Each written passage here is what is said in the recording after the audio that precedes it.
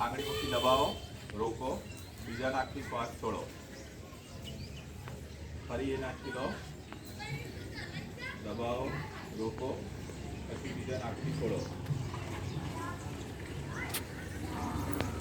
આ રીતે કરવાનું, બરાબર? આ પ્રાણાયામ છે એ ગમે ત્યારે કરી શકો. બીજા બધા પ્રાણાયામ અને યોગ એવું છે કે જમ્યા પછી તરત કરી શકાય નહીં, જમ્યા પછી કરાય.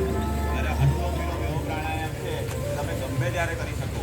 ગમે એટલું ખાધું હોય કે કર્યું હોય તો પણ આનાથી નુકસાન થાય નહીં, બરાબર? ચાલો હવે આપણે થોડાક આસન કરીશું. સૌથી પહેલાં ભુજંગાસન. બધા જ પોતાના પીઠ પર સુઈ જાય, પગ જમીન પર ચોંટેલા, બરાબર?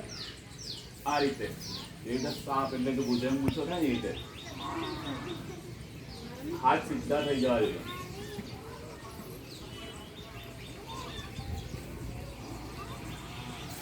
આ રીતે જેટલી વાર રહેવા એટલી વાર રહેવા પ્રયત્ન કરવાનો. પછી પાછા સીધા, બરાબર? આ હતું ભુજંગાસન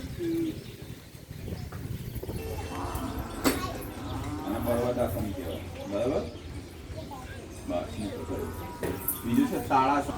ત્યાં જ ઉભું રહેવાનું, પાછળ ના જતા રહેતા.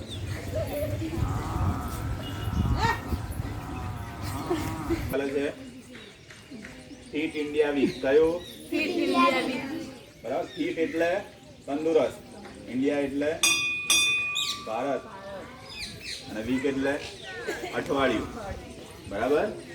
એનું ગુજરાતી કરવાનું નથી. આ તો ખાલી કોઈ પૂછે તો ખબર હોય છે ને આપણને. હા, સારું, ચલો.